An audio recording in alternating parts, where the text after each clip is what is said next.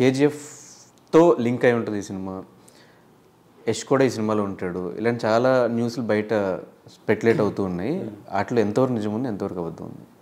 అది అంటే సార్ కొంచెం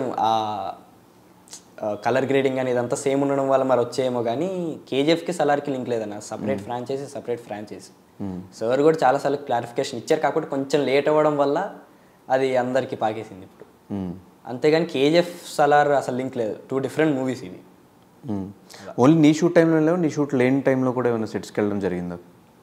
నా షూట్ లేని టైంలో అంటే ఇప్పుడు మా షూట్ డేస్కి మధ్యలో 1-2 డేస్ గ్యాప్ ఉంటే సో అలాంటప్పుడు వెళ్ళడం సెట్స్కి, రిహార్సల్ చేయడం, లేదంటే జస్ట్ కూర్చోవడం అలా జరిగేది. కానీ అంటే మా షూట్ గ్యాప్లోనే జరిగేది ఇదంతా.